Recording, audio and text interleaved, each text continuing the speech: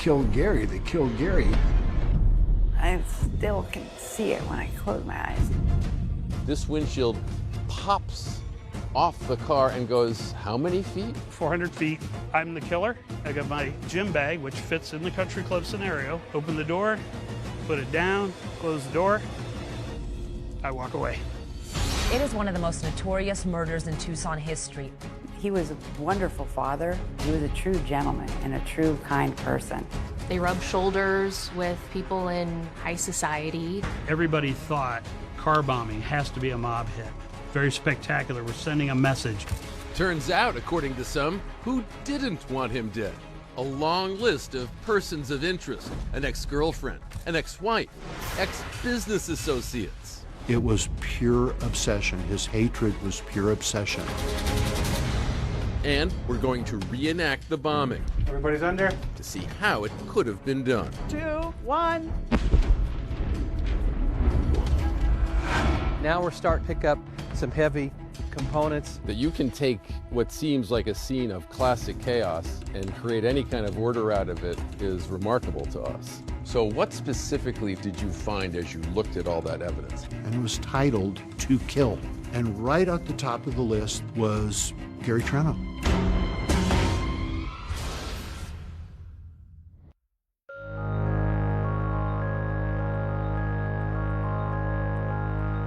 Welcome to Tucson, Arizona, or even on a sweet golf course like this one. The triple-digit temperatures and the blue skies above can transform in an instant.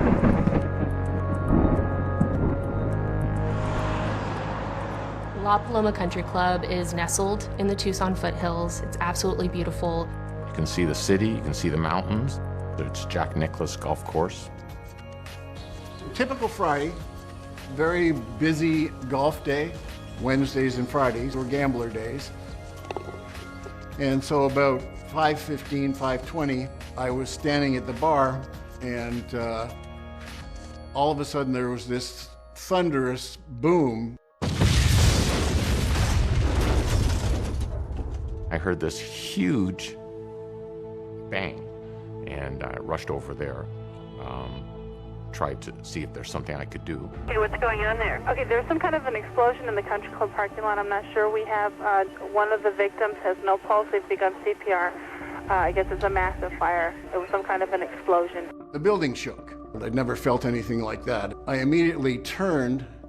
I went out to the parking lot, and there was a car on fire, split open like a sardine can. I found a man still sitting in his seat, no pulse, pale, blood's gone out of him, just white. Dr. Sam Buttman had come up alongside the car towards me. He looked at me and he said, "Damn, he's dead."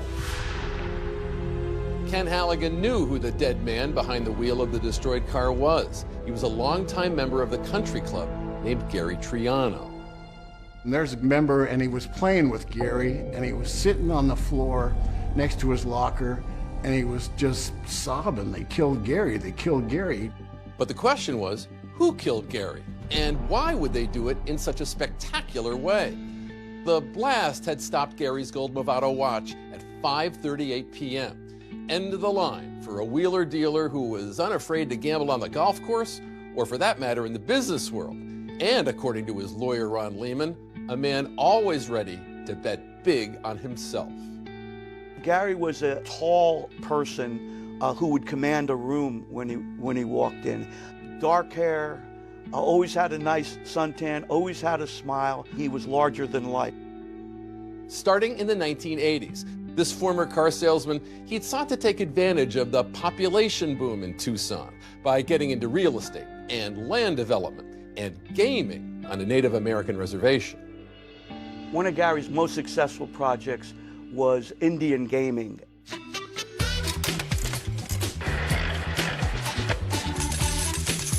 You're talking about a high-volume slot machine operation. Gary's personal take was $1 million a month. Gary Triano was not shy about spending that mega money on the finer things in life. You know, limos, Learjets, even a yacht. He loved spending $25,000 a week on wine while he was cruising around the Adriatic Sea with his financing partners. Let's have a look at some of these. This one you were just telling us is very special to your heart. Well, this picture is because it was on my birthday, 16 days before he died. He was very kind and gracious and generous. That, too, was Gary Triano, a valued role model and mentor for his niece, Melissa Triano. As her uncle and later her employer, he was a figure of warmth and encouragement for her after a childhood full of hardships. What was it like for you, after all the experiences you've gone through, to really get to know this man and to come to respect the way he went through life? It changed my life. He was the only person that really believed in me and made me feel like I could, be successful with anything. He'd had 2 children with his wife, Mary. Gary was a devoted father of his son and daughter, and the couple had become a fixture of Tucson society. That changed after Gary crossed paths with a top-earning real estate go-getter. Her name was Pamela Phillips. Pamela Phillips was very elegant. She played the part of a socialite. She always looked very put together.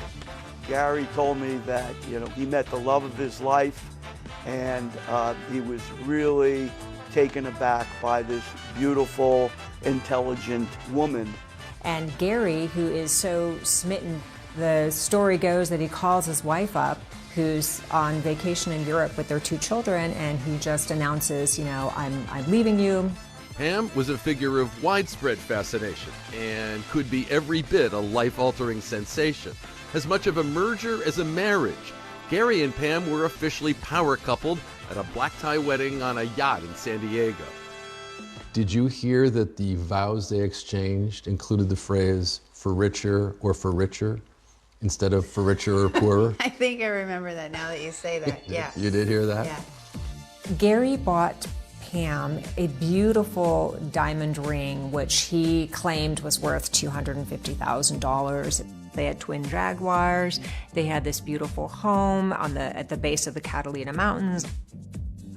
Pam and Gary would have 2 kids of their own, while rubbing shoulders with some powerful peers. Pam and Gary knew Donald Trump, Marla Maples. Donald and Marla came to a University of Arizona basketball game with Gary and Pam. He invited Donald Trump out to be his partner at the member guest. And of course, he had to make sure that everybody in the club knew a month before. So, on that fateful day of November 1st, 1996, Gary Triano was approaching his 53rd birthday with a note of optimism, unaware of the big surprise that awaited him as he stepped off the 18th green. In fact, this invite had gone out to all of Gary's friends, inviting them to a surprise birthday party that was to begin in just a few hours. Around 4:30, Gary was in the bar with a couple of his buddies at a table. One of the members actually walked up to him and actually said, "Happy birthday." I had no idea it was his birthday. Gary is walking towards his Lincoln Town car, and he's sliding into the seat, and he sees a blue canvas bag on the passenger seat. An early birthday gift left in his unlocked car by a friend, perhaps? Gary leans over to unzip the bag and...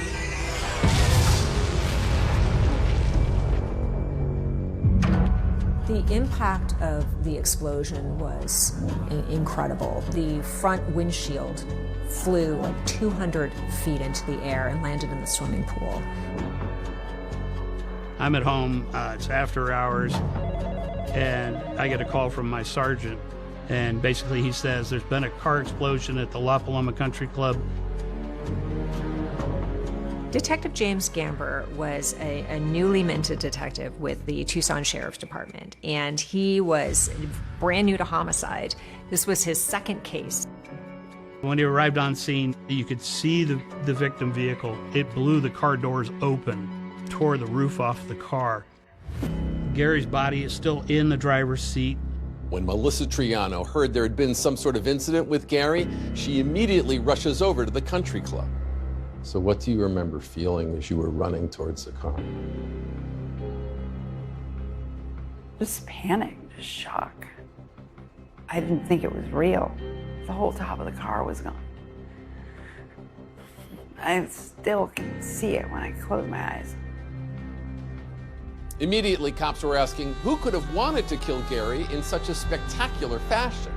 They would quickly learn a lot of people. Was it to send the message, don't ever mess with us?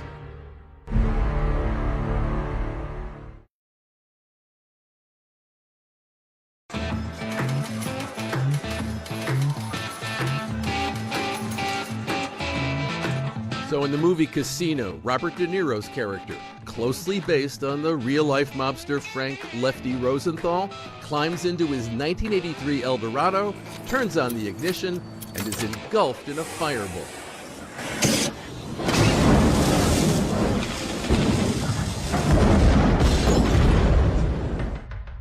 A bombing sort of has mafia written all over it.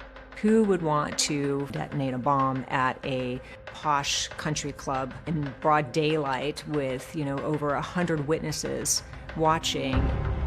Arizona has a past with the mob. In the mid-70s, newspaper reporter Don Bowles, he was investigating organized crime, getting national attention, covered by Walter Cronkite.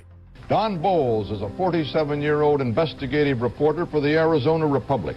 He's been working on a series about the mafia. And when Bowles returned to his car, a remote-controlled bomb exploded under the driver's seat. Bowles uttered the word mafia as he lay dying, but police were never able to pin his death on organized crime. Strictly speaking, what killed Gary Triano was not a car bomb. It was a pipe bomb on the passenger seat, detonated by remote control. And as Detective James Gamber began looking into Gary's murder, the mob was top of mind. Everybody thought car bombing has to be a mob hit. Very spectacular. We're sending a message. Don't ever mess with us. Somebody sent a message, and you don't know if they're coming for you next or if it's the whole family. I didn't know if he was involved with something that might want to hurt us all. You were on guard all the time. But why would the mob or anyone else have it in for Gary Triano? Well, maybe because by the time he was leaving that country club on the first day of November 1996, he was no longer the high-flying millionaire everyone thought he was. In fact, Gary was flat broke. He owed $4.5 million to 4 casinos in Las Vegas that were supposedly had mob ties.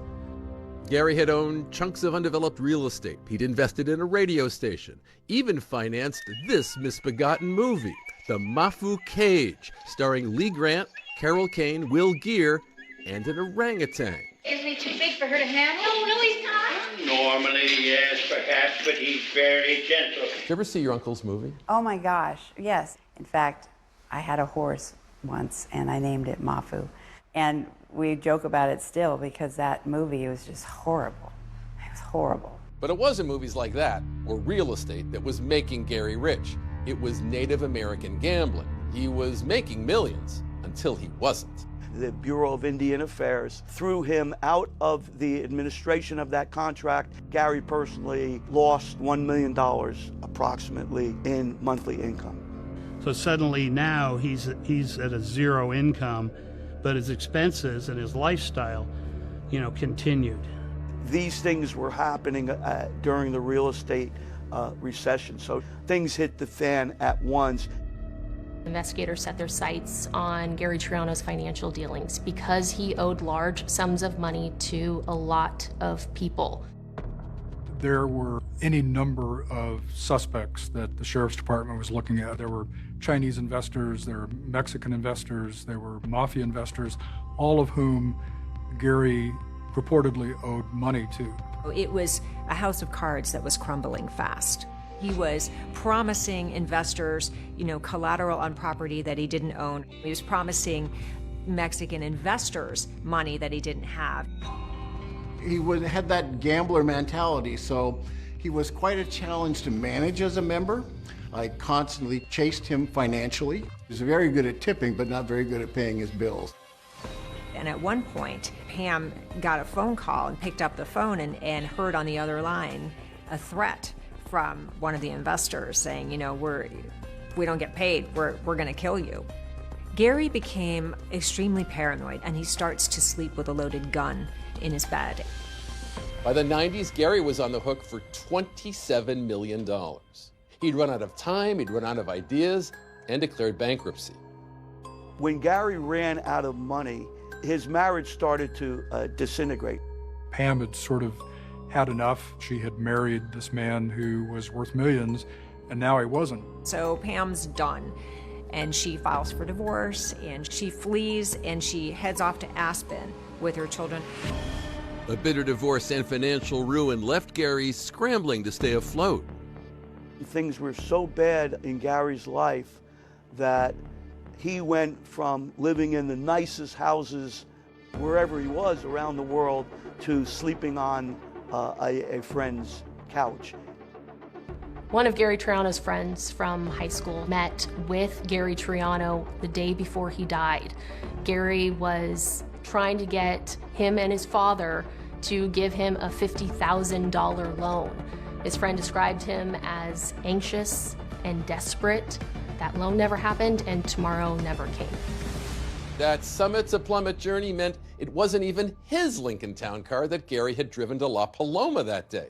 He'd borrowed it from a friend to keep up appearances. And before Gary was even buried, Detective Gamber already had a long list of persons of interest. We monitor the funeral, as morbid as that may sound. Who shows up, who didn't show up, who wasn't appropriate, who was appropriate. It was a good way to see who should we go talk to. And Gamber noticed one particularly interesting absence. Pamela Phillips wasn't at the funeral. She was conspicuously absent. But based on the acrimony and the separation, that didn't really surprise us.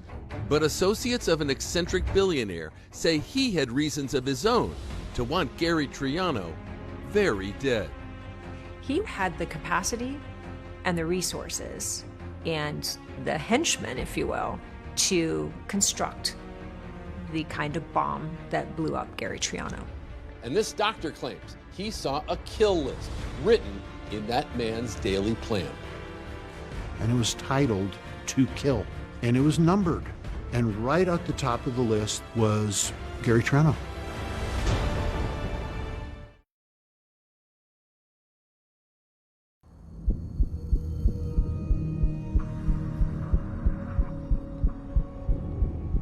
At the Pima County Sheriff's Office, way in the back corner of the impound lot, after 28 years, is Gary Triano's last ride, that 1989 Lincoln Town Car. Detective James Gamber showing up close just how devastating that pipe bomb was on that huge mass of Detroit metal. And this is Gary Triano. This is the car he was driving. And I know that there's been a lot that's been picked over this, and it's changed over the many years since this crime happened, but you can still see the incredible destruction that took place. This roof is supposed to be flat, essentially, isn't it? Essentially, right. It should lay right along this line. And you can, if you get a look down here at the frame, you can see where the floorboards have been blown off of the side body panels. Wow. Just by the force of that blast downwards. And the whole arc of this is the result of that bomb also. Right. Yeah. This, you know, if you looked at this, almost looks like the path of travel of a bullet. Well, yeah. Technically it was. It's a projectile, shrapnel. So everybody knew it was Gary's car. The one thing Gary never did was lock his car. Lock his car, lock his doors. So I'm the killer. Right. I walk up here. I got my duffel bag, my gym bag, which fits in the country club scenario. Right. Open the door, put it down, close the door. I walk away. So finding that killer became Detective Gamber's main goal. There was a monumental list of individuals to go through. But only a few on it were known to have explicit feelings of rage against Gary. I mean, anytime you have a crime scene this large and this many witnesses, you have to follow every possible lead. For Detective Jim Gamber, one person with hints of rage was an ex-girlfriend whom he'd broken up with while she was pregnant with his child. There's a lot of people that talk about how volatile Robin Gardner was. Robin Gardner was pregnant when Gary left her. And according to investigators, Robin was so angry, she'd thrown a glass vase at his head. And this, of course, sent Detective Gamber down another path of like, okay, is this somebody else who might have wanted, Gary dead? But having met Robin and talked to her, it's like, nah. If it was going to happen, it was going to happen right there. It wasn't going to be, she was going to come back in 6 months and blow his car up. Even though she was angry at Gary, it was sort of a anger that had dissipated. There wasn't really a reason to investigate her further. There were a lot of rumors going around about threats that Gary may have received. A lot of the early focus was on people that invested, and then Gary lost the money.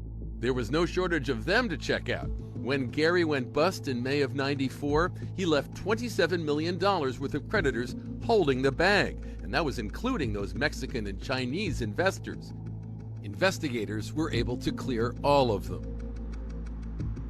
But there was a man who not only got stiffed by Gary Triano, he got humiliated by Gary too, a Tucson trustafarian named Neil McNeese.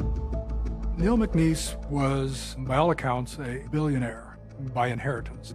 He was sort of a trust fund baby, if I could use that term, and he had a lot of money. His own Learjet, I think it was, traveled a lot. He even had his own personal doctor, Lawrence D'Antonio, accompanying him on his travels. My job was to keep him alive.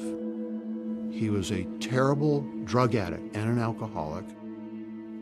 He became acquainted with Gary Triano. They probably frequented the same clubs or things of that nature. And Neil McNeese was somebody who had a lot of money to invest or spend on people. According to investigators, Gary Triano had approached Neil for $80 grand to invest in him immediately. But McNeese wanted collateral for his $80,000 loan, and newly divorced Gary had just the answer. So Gary Triano gave Neil McNeese Pam Phillips's supposed diamond ring that Gary represented was worth $250,000. About 5 days later, he goes to his jeweler who tells him, "You're the proud owner of a ring worth about $7,000. It's a cubic zirconium." And Neil went crazy. Went crazy in the jeweler shop, went absolutely crazy. And so Neil McNeese did not want to be taken as a fool. And so it was said that he had put Gary on a kill list. It was titled "To Kill." Right at the top of the list, the day I originally saw it, was Gary Triano. And he never stopped saying, "I'm going to kill Gary Triano," from that day. And his former associates allege, along with his vast wealth, McNeese also knew the right people, people that had the capacity to make a bomb. The moment I heard on the newscast on my car radio that the victim was Gary Triano, I absolutely believed 100% that he was assassinated by Neil McNeese. What we could find out about Neil McNeese is that he was in a lot of loudmouth, but very little follow through. Nothing to connect McNeese to a device. And if he killed Gary, that didn't get him his money back. And he wasn't so financially hit that, he was down to his last dime. So did he do it? Again, not a strong connection.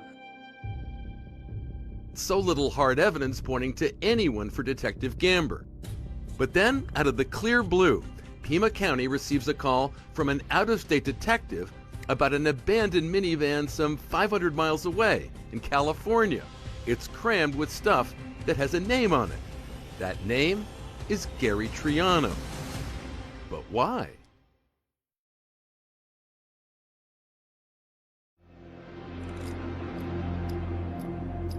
"800 miles away from the Tucson, Arizona desert,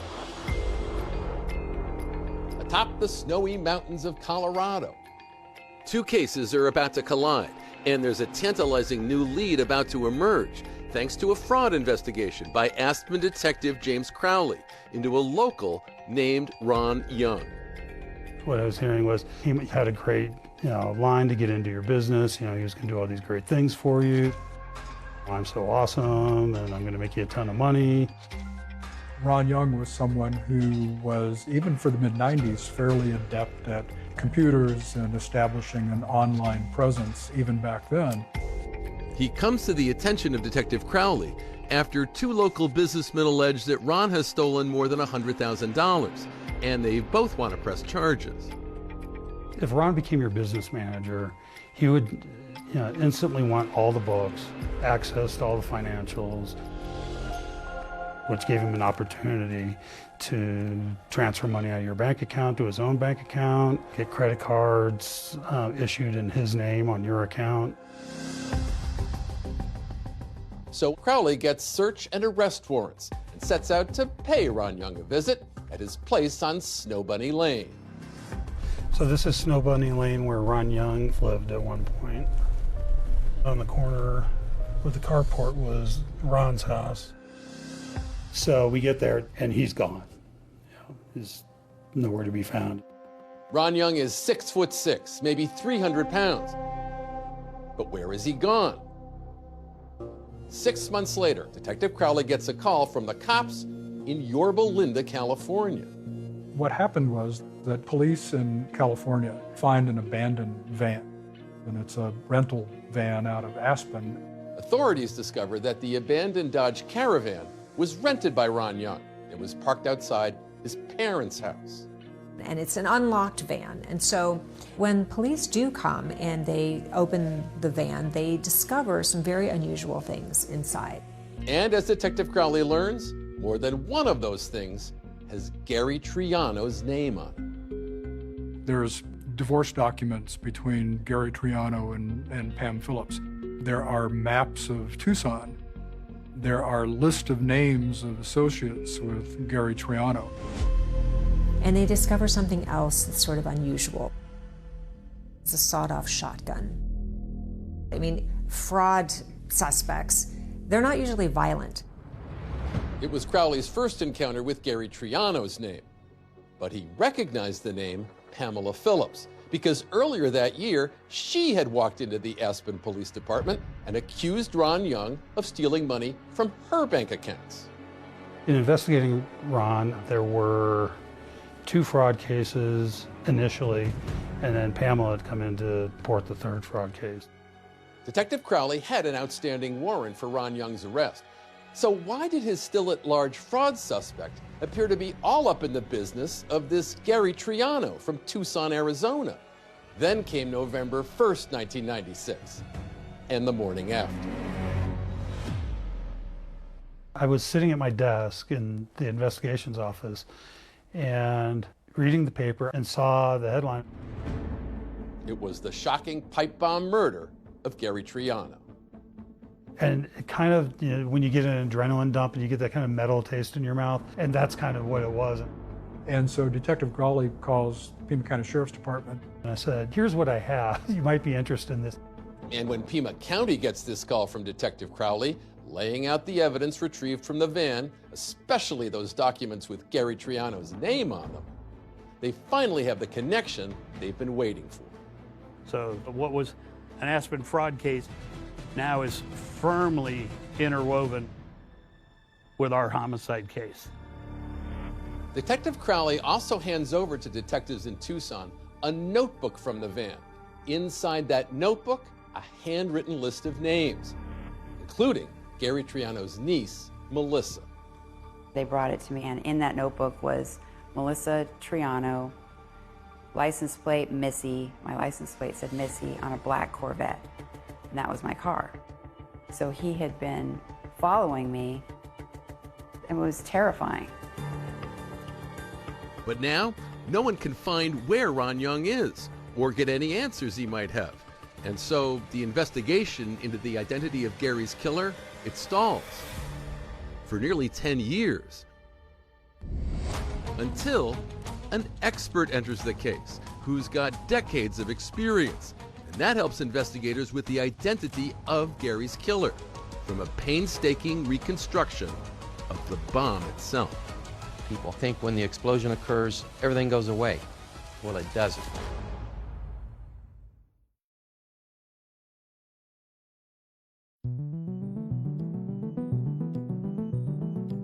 Here we are in New Mexico, Anthony. Yes. A typical land of enchantment landscape around us here, right? Kind of desolation and mountain desert area. So a decade after the murder of Gary Triano, the case has gone stone cold. The Sheriff's Department decides to invite one of ATF's top bomb experts, Anthony May, into the investigation, just to see if he could help determine who built that bomb that wound up in Gary's car. Anthony, when I think of blowing stuff up in New Mexico, I think of the movie Oppenheimer, something in Los Alamos, right? Yeah, a little bit south here, but yes. You guys gotta hold on, hold on. So if you go just outside Socorro, New Mexico, you'll find this 40-square-mile field laboratory, and it's called the Energetic Materials Research and Testing Center, EMERTEC for short. It's a research and training division of New Mexico Tech, and it's a place where highly skilled bomb specialists do their work with explosives. So we're blowing something up today, aren't we? Yes, we are. We're going to reenact a bombing that occurred in 1996 that ended up taking Gary Triano's life. Today, Anthony May is going to take us inside his field of explosive expertise and show us just how this kind of detective work can help authorities identify a killer. What kind of car is this that we're looking at right here? It's a Ford Mercury Grand Marquis. It's not the exact vehicle, but it is similar in body style and chassis. Melton Flores is a research engineer and assistant director here at EMERTEC. He and his team are the ones who found the car and put together a pipe bomb, all closely resembling Gary Triano's car and what was inside it on the evening of November 1st, 1996. Will be safely tucked away in the upper bunker. We have a flag that you'll see behind your shoulder there. That flag is currently in the down position, which means that testing is imminent. The EMERTEC engineers have these high-speed cameras ready to film the explosion at 20,000 frames per second. Morning, everybody.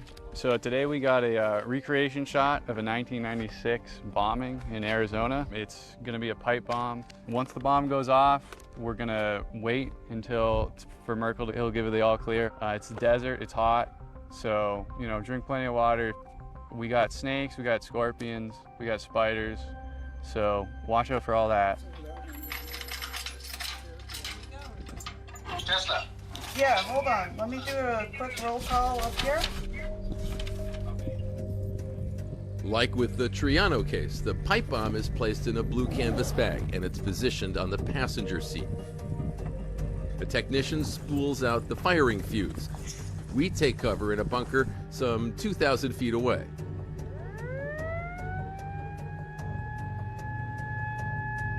Everybody's under cover? All right, we're all good here. Tesla, your range. Okay, you ready, Tesla?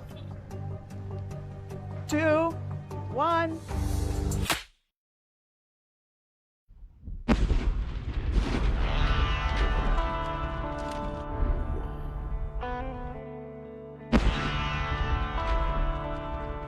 That sound was amazing.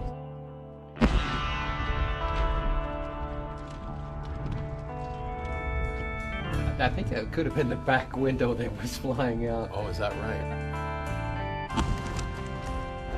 Starting to see some smoke now. I think, it's smoldering a little bit. Yeah, it looks that way. The car's on fire. Every bomb scene tells a story, and the debris scattered by this bomb is much like the debris that was scattered after the bomb that exploded in Tucson on November 1st, 1996. Debris gathered up by law enforcement that Anthony May would go on to analyze. So after the all clear, we move in for a closer look. It would be up, most of it is going to be up over that bridge. Well, we're going to walk into the blast scene. Now we're starting to pick up some heavy components, and now we're going to decide, is it from the car? Is it from the bomb? And what I'm seeing is car parts here, the door handle. As I can see already, the roof of the car is over here. Looking at the roof of the car, most of our fragments went straight up.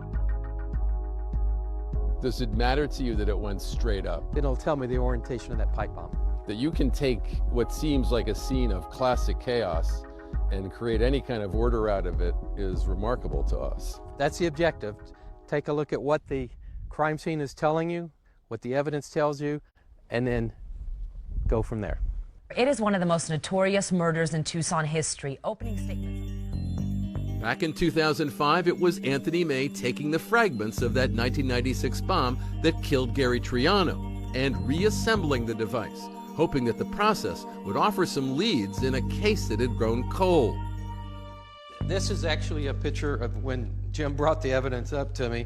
It's just kind of like a puzzle now. I am trying to match pieces. This is the pieces of the pipe. So what specifically did you find as you looked at all that evidence? People think when the explosion occurs, everything goes away. Well, it doesn't. There's 95 to 99% of the device still there. It's in just different configurations. I was able to determine the size. It was about a 17-inch pipe bomb. So it took Tony May about a month to piece back together all the fragments of the bomb, and he showed us the reproduction he was able to construct. So somehow from all this material, you're able to recreate something that looks very much like what the actual bomb must have been. Yes. Is there any indication that Gary Triano would have seen that bag in the seat next to him? Well, he in fact did see it. There was a witness that said that he saw Gary Triano get in the car and then lean over into the passenger seat, meaning that the bomber was also somewhere close by with the remote control device, and when he saw him lean over the bag, that's when he initiated the device. And just like any puzzle, once the pieces start to fit together, there's a picture that emerges that would eliminate some suspects and start to bring others into sharper focus. We had found a piece in the debris here of parts that were soldered together. There were globs of solder. The globs instantly told you, not somebody who does this on a regular basis. Doesn't do it on a regular basis. The question to me was, is this a professional hit? Are we dealing with a mafia? From the design, the construction, the soldering, the battery, I don't see that. Turns out the outdated 6-volt battery used on the bomb was also a clue about the bomber's age.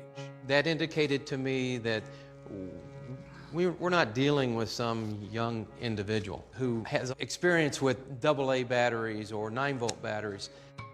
That it might have been an amateur building their first bomb, and that the choice of battery was suggesting an older suspect, excluded organized crime, and got authorities focusing on the man with the disorganized van, Ron Young. So the way the device was built fit Ron's profile. So it's just another brick in the wall kind of thing. And as investigators continued to build that wall, they are intrigued by the enticing link between Ron Young and Gary's ex, Pam Phillips. Were they more than business partners? And will unearthed audio recordings reveal whether Pam was possibly an accomplice in the murder of her ex-husband Gary Triano, or a victim of Ron Young? I don't even want to talk about it right now. If I ever found out that you compromised me, you're, a fried duck.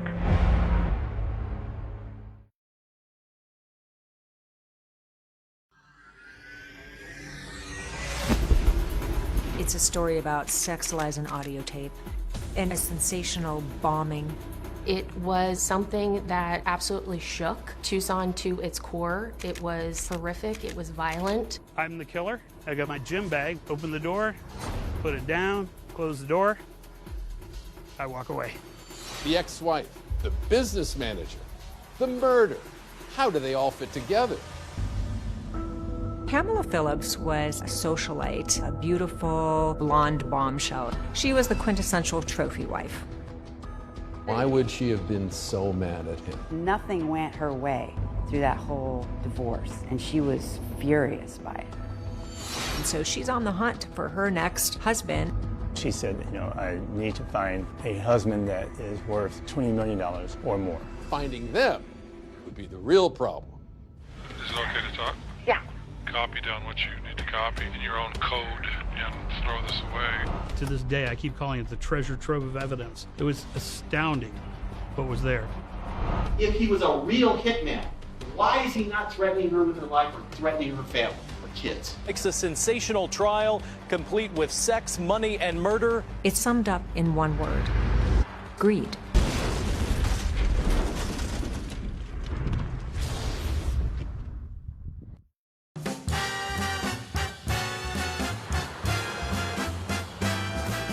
Here in Tucson, Arizona, handsome, self-confident land developer Gary Triano was married to Pamela Phillips, herself a charismatic player in Tucson real estate. They were a power couple with expensive tastes and the assets to satisfy them. It was almost like the lifestyles of the rich and famous. But after the real estate boom went bust, Gary went bankrupt. Pamela began to realize maybe Gary wasn't all that he was cracked up to be. Like maybe there were little cracks in this armor here. Because Gary started to let her in on some things, like he's indebted to multiple people.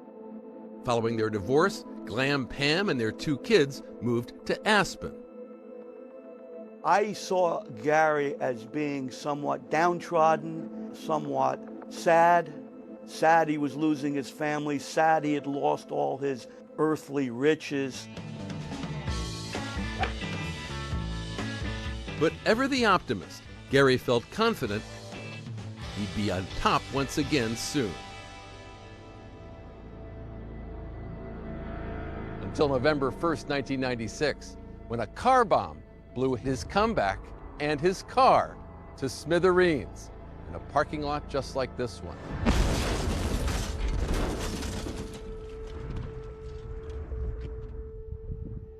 But who or what wanted Gary Triano dead?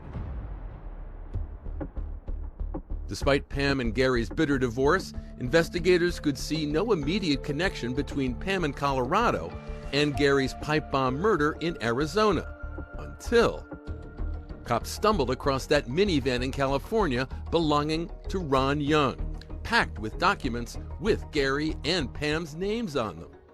It was great because we had no association with Pam and the murder until then. Before we had Pam was in Aspen, the bomb went off in Tucson. How could Pam have pushed the button? Okay, now we have that connection. We have Ron Young bridging that distance for us. Pima County investigators needed to understand the complex relationship between Pam Phillips and Ron Young. According to friends, that relationship had begun here on Aspen Snow Bunny Lane, where Ron Young lived. Pam was practically his next-door neighbor. And at the time, Snow Bunny Lane in that area was where kind of working people, doctors, lawyers, normal people in Aspen lived. It was not Pam Phillips' kind of neighborhood, a long way down from that mansion in Arizona. So she asked her neighbor, Ron Young, to help out on her business idea. It was an astrology website called starbabies.com. If your baby was born under a certain time, you could get their zodiac and all that. It was that type of thing that Pam wanted to do and start up a little business like that. And he helped set that up. A new-in-town ski instructor who'd gotten a side gig as a live-in nanny for Pam's 2 kids, Kevin McDonald says he saw a lot of Ron Young. He would come over and spend time with Pam and was helping her with the Star Babies, and then he would have dinners with her. And I could see that there was more than just being the down the street neighbor.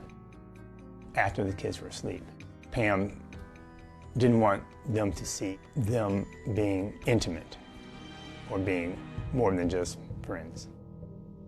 Kevin would recall Pam as a good and caring mother to her kids. But according to Pam's friends, starbabies.com and Ron Young were only part of her plan to return to the top of the mountain here in ski country. Pam was always out in the different private bars and private clubs in Aspen trying to meet rich men. And because she said, I need to find a husband that is worth $20 million or more. If it was Pam's long-term goal, It was fueled by her short-term needs. She was running out of money. And for that, she blamed Gary Triano. Why would she have been so mad at him? Nothing went her way through that whole divorce, and she was furious by it. And she wanted money. She needed money to continue her lifestyle. Once Pam and Gary had cruised on luxury yachts and private planes. Now, Pam was steamed that Gary was making her pay to fly the kids back to Aspen after his visit with them. Pam told me one night after I put the kids to bed, she just said that she was down to her last $60,000. So I knew that she was worried. She was bleeding money. She wasn't making any money. Pam was convinced that Gary was hiding assets, so allegedly she asked Ron Young to find them. Pam's chief complaint during this entire relationship is she's not receiving enough child support from Gary, and he must be hiding assets. But Ron is still really pissed off that he's not being paid for his services. Because of their business relationship, Ron had access to her accounts, and he allegedly started taking out money for himself. That's what led Pam to report Ron's alleged fraud in the first place. Yet it wasn't long after that Ron Young skipped town and vanished. He was one step ahead of an Aspen arrest warrant. After Pam came in the initial time, and I asked her to provide follow-up documentation, she never came back. Ron Young is nowhere to be found, but Pima County sheriffs decide to talk with Pam. And then when you go to interview Pam, she minimizes Ron Young. Oh, he was not involved in my life. He gave me a little financial advice and things like that. Yet less than a year later, Pam is out of Snow Bunny Lane and into $1 million home. Why were authorities so interested in her change of fortune? Pam had 2 million reasons to kill Gary.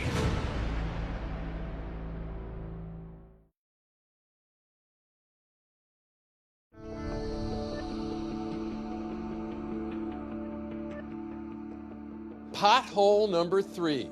Allegedly, that's how the twice-divorced Pam Phillips referred to Ron Young, her sometime lover, neighbor, and business associate, in a note she wrote to her aunt. Ron was not her type. She was used to handsome, charismatic, wealthy men, and Ron was nothing like that.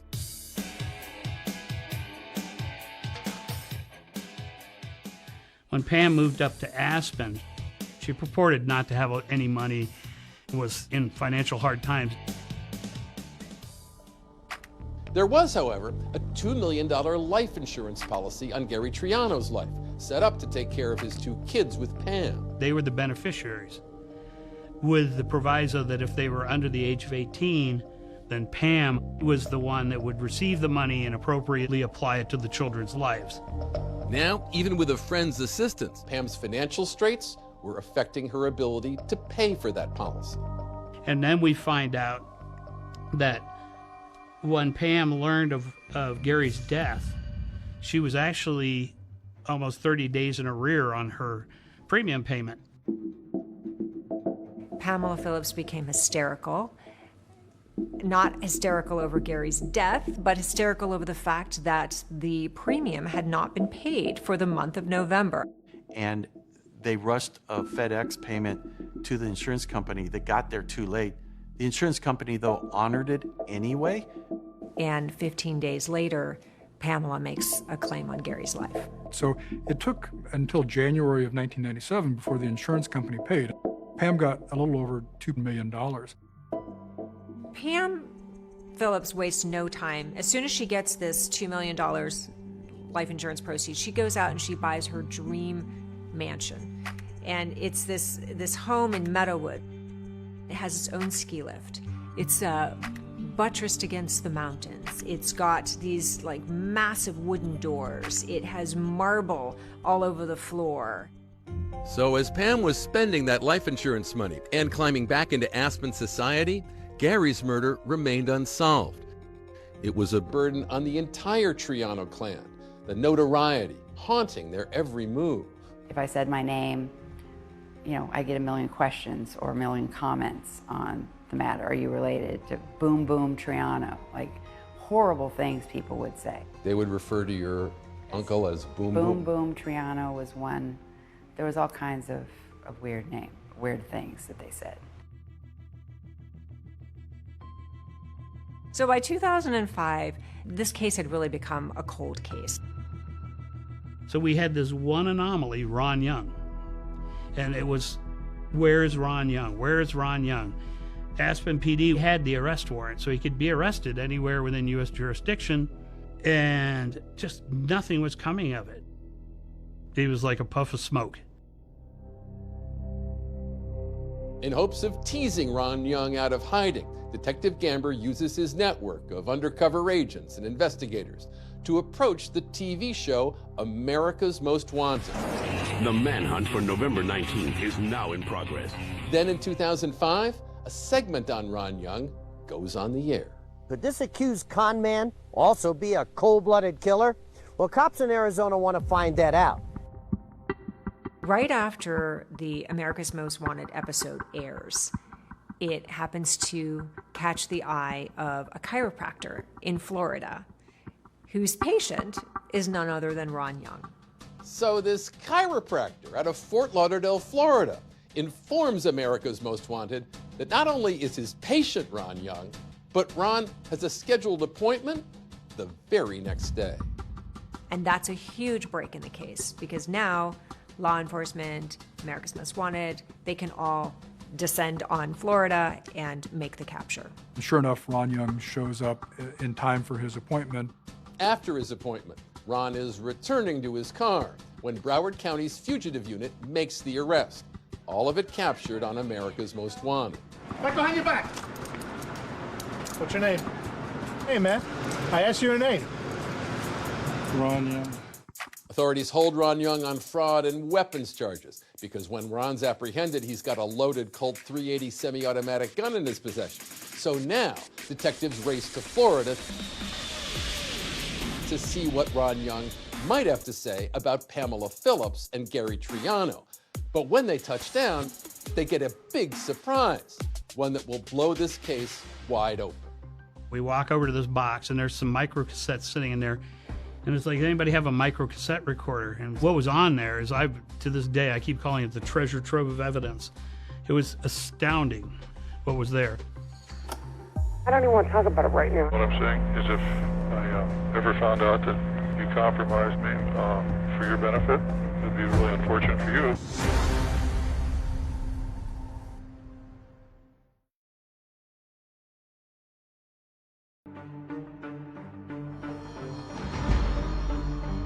After being featured on the show America's Most Wanted, Back behind your back.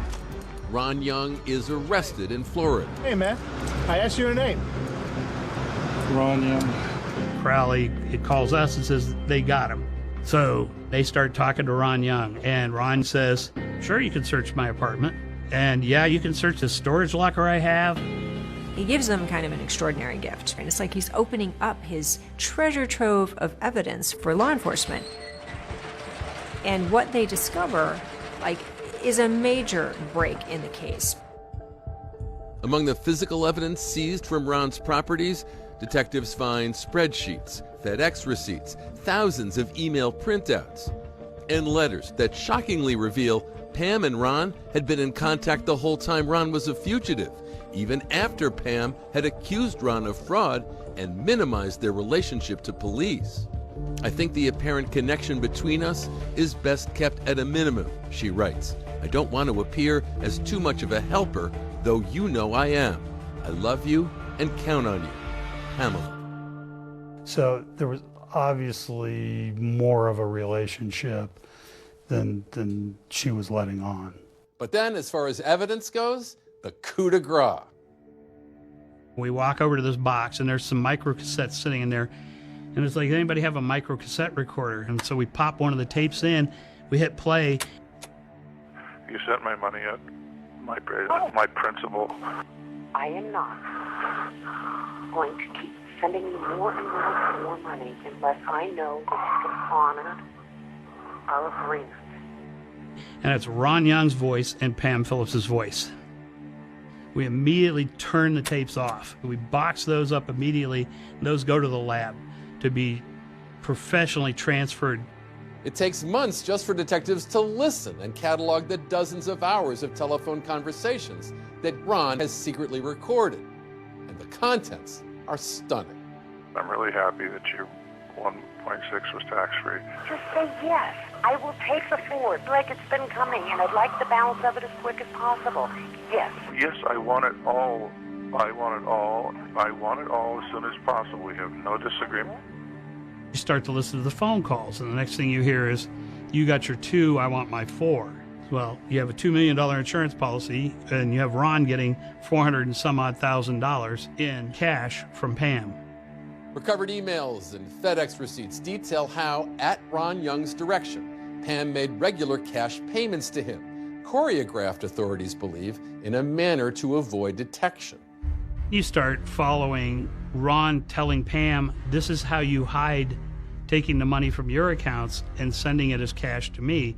And he gives her a detailed process to follow. He was instructing her to take out certain amounts of money at different locations, use different accounts, don't mail from the same place twice, vary your pattern so no one gets wise. Is it okay to talk? Yeah. There's absolutely nothing that shows me having any contact since I left Aspen, or ever really. If you, for any reason, need to keep dates or numbers or anything else, obviously just transpose it into codes. For investigators, this game of subterfuge and these under-the-radar payments from Pam to Ron is starting to smell like a murder conspiracy. What he had on his computer was astounding. Pam was paying him on a monthly basis, and he had his own amortization table of the money Pam was paying him with the interest that was due, and it totaled something like $440,000. Armed with this new evidence, police get a warrant to search Pam's place, the Aspen mansion her slice of the insurance money paid for. In September of 2006, Pima County Sheriff's Department joined forces with the Aspen Police Department and surround her house, and they knock on the door and they say, we have a search warrant. Pamela answers the door and they tell her, we have a warrant to search your house, and she said no and closed the door in their face. Pamela Phillips is completely surprised by this. She tells the police, yeah, my lawyer's on the way, and the detective says, I have a search warrant. So they come in, and the way she describes it is like they're scattering across her marble floors like rats. While we're executing the search warrant, Pamela decides to leave, and we don't have an arrest warrant for her at that point, so she's free to leave. She gets into her little Mini Cooper and drives off.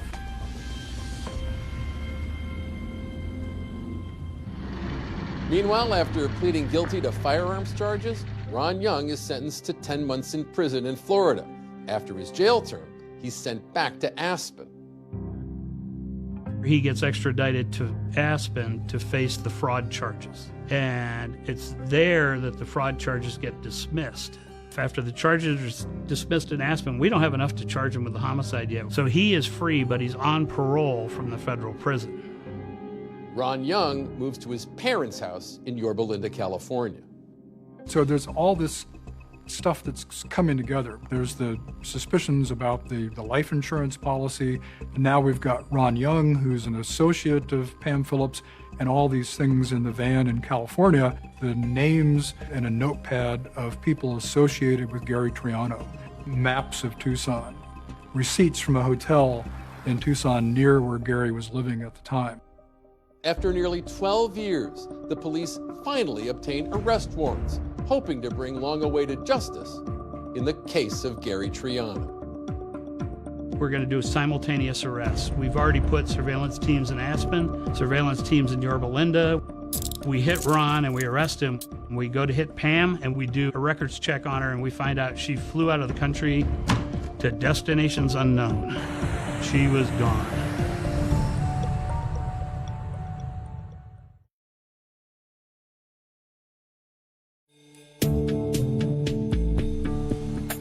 On Friday, October 17, 2008, cops mount a large-scale operation to simultaneously arrest Ron Young and Pam Phillips for the 1996 murder of her ex, Gary Triano. We have the arrest warrants. We've already put surveillance teams in Yorba Linda. We've coordinated with local law enforcement. We hit Ron and we arrest him. We extradite him back to Tucson.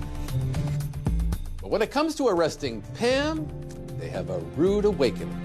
Pam Phillips, we have every reason to believe, is still living at her house in Aspen. We go to hit Pam and we do a records check on her and we find out she flew out of the country. She was gone. Pima County investigators named Young and Triano's former wife, Pamela Phillips, as suspects in the case. They're still looking for Phillips and believe she may be out of the country. So we have to put out a notice with Interpol. So now the United States Marshal Service and the FBI become involved. Unbeknownst to police, Pam is in Europe, and she's leaning into the alpine lifestyle in a swanky lakeside town in Switzerland called Lugano. She has just picked up where she left off. She's recreated her world over there. She's hobnobbing with the elite. She's off hunting again for a rich, eligible bachelor. In fact, has been spotted with several. While out in Lugano, it's just not Pam's style to keep a low profile. And so, sure enough, a local tipster hears news of Pam's murder indictment and picks up the phone.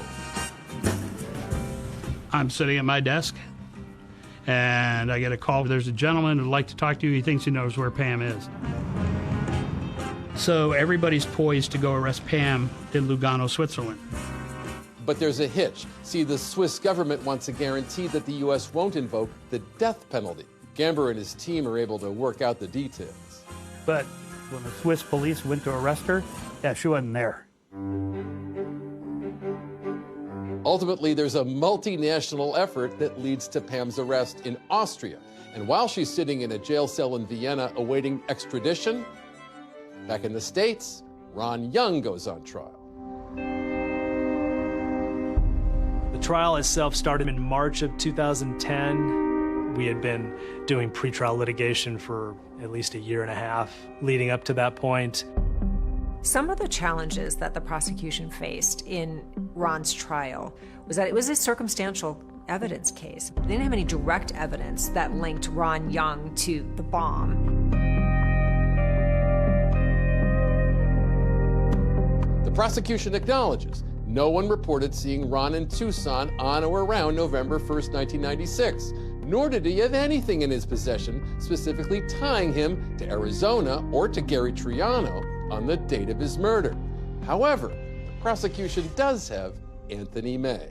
My job was to determine what was used and build a reconstruction of the device, and then the device was used to present it in court for his prosecution. He was able to recreate the entire bomb all the way down to the battery purchased from Radio Shack, the remote-controlled air switch used to operate it, to detonate it, and even down to the duffel bag purchased from Walmart. That was an impressive display in front of the jury, I think. And the prosecution also had those micro cassette tapes. I helped you on something that was, beyond what anybody else in the world would probably do, and I think that deserves some consideration, since you're living off the benefits of it. The prosecution makes the case that in their conversations, Pam and Ron were talking about the murder of Gary Triano. I am not going to keep sending you more and more money unless I know that you can honor our agreement. The prosecution points out to the jury an email that surfaced from Ron to Pam, referring to Gary as an 800-pound monster. The communication between Ron and Pam was the crux of the case. The defense countering that Ron was simply extorting money from Pam. What Ron did was not proud of. It was blackmail Pam. Then there was also an out-of-the-blue prison witness with a prosecution-perfect account to tell the jury. Andre Mims, a cellmate of Ron Young's when he was in prison for the 2005 gun charges. He looked me in my face. He said, Andre, I blew that up in his car. For the prosecution, Ron Young's one statement to Andre Mims, how he blew Gary Triano up, might as well have been a confession. But the defense claimed this testimony was made up and immediately called for a mistrial. The motion was denied. I think we felt confident. I mean, as a prosecutor, even on a strong case, you're always concerned about the potential one outlier juror that could lead to a hung jury. After 13 hours, the jury reached a verdict. For the defendant, Ronald Kelly Young, guilty of the offense of first-degree murder. Ron Young was found guilty of first-degree murder and conspiracy to commit murder. Ron Young is sentenced to life in prison. We can't tell you how many times we thought we would never see who killed my father. But for Gary Triano's family, the story is far from over, and justice has not been served yet. We still need Pam, and there's a long road still with that. That long road would lead to a fateful night in July 2010. A plane with Pam Phillips on board, making its way from Vienna to an airport in Arizona, where Melissa Triano and Detective Jim Gamber were waiting. I think her flight came in at midnight, and we stood outside of the airport and watched her come off the plane. Pam's comment to the U.S. Marshals was, if Gamber's in the airport, I'm not getting off the plane. They walked her out of the jetway, turned her over to me. They had to walk her all the way out to a patrol car. I wanted her to see our faces and to know that we were never giving up on bringing her to justice. As Pam prepares to go on trial, her public defender would mount an ambitious murder trial defense. This will not be a short trial when it starts. Phillips' defense has listed about 100 witnesses. He's making these threats to embarrass her. He knows that she is in all these newspaper articles. Could he surprise everyone and get Pam a not guilty verdict?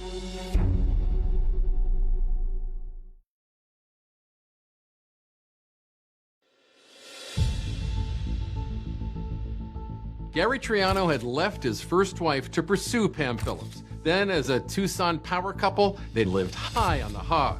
Now, 17 years after he was killed, Pam Phillips was on trial for Gary's murder. For anyone who likes a sensational trial, complete with sex, money, and murder, this one was worth the wait. It has it all. The trial began February 2014. There was a ton of attention and anticipation. All eyes were on Pamela Phillips. I think it was probably the biggest case we've ever had. The Aspen socialite on trial for killing her ex-husband with a car bomb. Pamela Phillips maintains her innocence, but prosecutors say they can prove she's a killer. For the Triano family, this case represents the ultimate hope in finally bringing justice for Gary. How was that trial for you and your family? It was very difficult to sit through when photos or evidence was going to be shown that would be hard. I would get up and walk out. What made it imperative that you be there then? It was knowing the truth. Prosecutors argued that the main reason that Pamela Phillips orchestrated this murder on her ex-husband was the $2 million life insurance policy. The bulk of our evidence came from Ron Young, the FedEx receipts, the phone calls, the emails that Ron Young had saved. With records taken from that abandoned minivan in 1996, prosecutors argue how Ron Young closely surveilled Gary Triano's comings and goings, as well as those of Gary Triano's relatives, which included very specific details about Melissa Triano, who took the stand. The last line has your name on it again, correct? Yes. Melissa Triano. Just above your name, what does it say there? Corvette convertible niece. The prosecution then brings out a key witness, Laura Chapman, a former friend of Pam's, who recalls a conversation she says she had with Pam before Gary's death. She said that she should just hire a hitman, have him taken out, and that the insurance policy was a $2 million insurance policy. And she said it would just be really easy to do because he was so predictable, because he played golf every day. The defense claimed Laura's memory was faulty and that Pam was not desperate for the life insurance money because she'd lapsed on that last premium payment. If you're going to do a murder for hire for the insurance money, aren't you going to be sure that the insurance policy is in place and has been paid? But for the prosecution, big piece of the puzzle were those taped phone conversations between Ron and Pam. discussing Ron's alleged $400,000 cut of that life insurance policy, where, in the view of the prosecution, Ron says the quiet part out loud. Right now, I want to know that we are capping it at 4. I don't want this nebulous thing out there that we're supposedly supposed to. It's not nebulous. Listen to me. I am very serious about this. Well, I tell you, you're going to be very serious when you sit in a women's prison for murder. Oh yeah, that for the jury was our smoking gun. But defense attorneys assert Ron and Pam were not talking about the murder of Gary Triano. Instead, he was extorting Pam for money. I'm terrified of everything. I know. I mean, I'm living in total fear. He's making these threats to embarrass her. He knows that she is in all these newspaper articles as a suspect in her ex-husband's bombing. He wants to threaten her reputation in the Aspen community. If he was a real hitman, why is he not threatening her with her life or threatening her family or kids? That's what happens when you have a cold-blooded killer. The defense doesn't just try to point out how neither Ron nor Pam could be tied directly to the bomb at the scene of the crime. The defense goes one step further and says the culprit is somebody else entirely. Hot-headed billionaire heir Neil McNeese, out that 80 grand to Triano and enraged by his lies and deceit. Neil McNeese.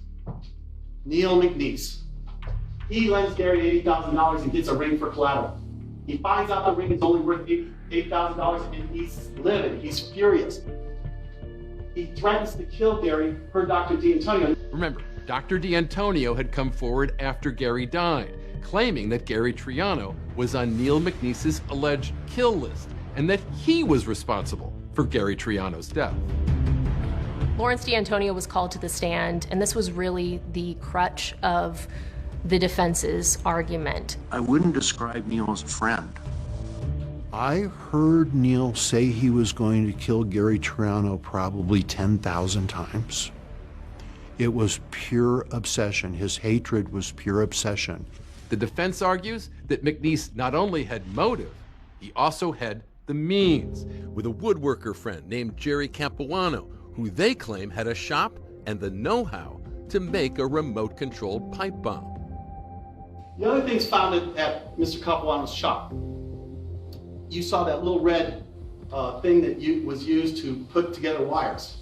There was one of those at Capuano's shop. There's an exact one of those in the bomb parts that were found. It makes for an interesting story. They're saying, oh, look at this. Neil McNeese was the real killer, and Capuano was the person who made the bomb. All of them are deceased, so we're not able to follow up on this. Authorities continue to assert there's no evidence tying McNeese or Capuano to the murder. The McNeese family issuing a statement in 2014, maintaining their belief in his innocence and relief that justice might prevail. But I mean, the bottom line is we don't have any question whatsoever that Pam Phillips hired Ron Young to kill Gary. Pamela Phillips never testified during the entire trial. We got glimpses of her personality, right? During the trial, she would look at the camera, she would smile at the camera, even mouthing the words at one point, "I love you," to the camera during court proceedings. The camera had always loved Pam right back. Now, after 2 months of testimony, it was time to see what a jury would feel about Pam Phillips as they decided her fate. The lights flickered in the courtroom. My cousin Heather was sitting in front of me and she turned and looked and we just lost it.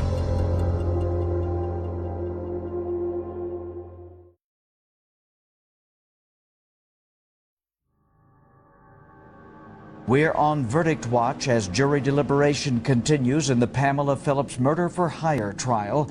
The Aspen socialite is accused of hiring... After 26 days of testimony, with 100 witnesses, 670 exhibits, the fate of Pam Phillips lies in the hands of the jury.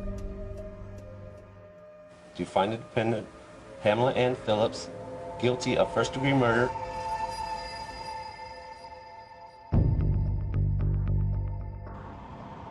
Quiet cries of joy and justice. Triano's family says today's verdict has been a long time coming.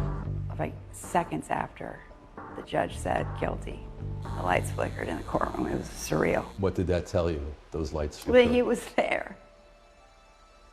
That he knows. Gary's family was relieved by all this. The murder was in 1996. Our trial was now 18 years later. I mean, I don't think they wanted it to be Pam, but they knew it was. Pamela Phillips' attorney maintains his client is not responsible for her ex-husband's death. The fact that she's going to prison is going to eat away at me the rest of my life. Pamela Phillips was sentenced to life in prison without parole. After hearing her sentence, the once prominent socialite turns to address a packed courtroom, the only way she could do so without facing questions. I am innocent. I am innocent. I am innocent. Okay? This is hard. It's so hard for me. It's a nightmare. She showed no remorse. She actually turned around to the gallery for the first time. At this point, she was just pandering to the camera. And I don't understand how this can even happen, right? Never any mention as to the loss of life, but everything came back to the impact it had on her personally. Outside the courtroom, after losing their father almost 2 decades earlier, Gary's children expressing both gratitude and sadness at the outcome. We'd like to thank all our friends and everyone who supported us through this entire time. And we're sorry that it had to come to this, because this woman was actually part of our family. Meanwhile, Pam's accomplice, Ron Young, also spending the rest of his life in prison, and he's exhausted all of his appeals. Pam, however, is still fighting for post-conviction relief based on DNA evidence found back in 2014. We found DNA on threads of 2 screws that were embedded into the platform, which was wood, for the pipe bomb. When that came in, we were able to exclude Ronald Young. Pam's appellate attorney maintaining that new, more sophisticated DNA technology will prove that someone other than Ron Young and Pam Phillips murdered Gary Triano. Well, the next step in the process, we did file our petition for post-conviction relief. I'm hopeful that we can do some genealogical testing if we can find the money to do that. They get better DNA that come back and tie to Jerry Capuano, then that might get her a chance for a new trial. Prosecutors stand by the verdict. They continue to say that neither billionaire Neil McNeese nor his friend Jerry Capuano were in any way responsible for Gary's murder. Where I find fault with this is that they didn't submit Gary Triano as a reference sample. Now, whose DNA do you think is probably all over that scene? How do you buy screws at a hardware store? You don't buy screws that have never been touched by another human being. So finding some lone DNA profile and a blast debris doesn't impress me.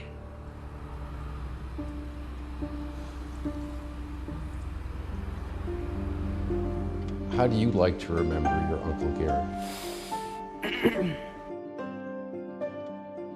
Every November 1st, I would go to La Paloma Golf Course and put flowers in the 18th hole. At a local cemetery, there's a bench inscribed with his name and Gary's favorite poem, Rudyard Kipling's If, the classic tribute to the same endurance and optimism that Melissa always saw in her uncle, who in the face of life's setbacks and defeats sought always to remain admirably strong. Would you mind reading part of it for us out loud? If you can meet with triumph and disaster and treat those 2 impostors just the same, if you can make one heap of all your winnings and risk it on one turn of pitch and toss and lose and start again at your beginning and never breathe a word about your loss. And that's just how my uncle lived.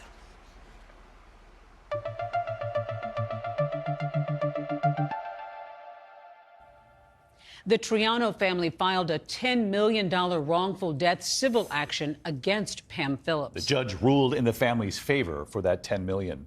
That is our program for tonight. Thanks for watching. I'm David Muir. And I'm Deborah Roberts. From all of us here at 2020 and ABC News, good night.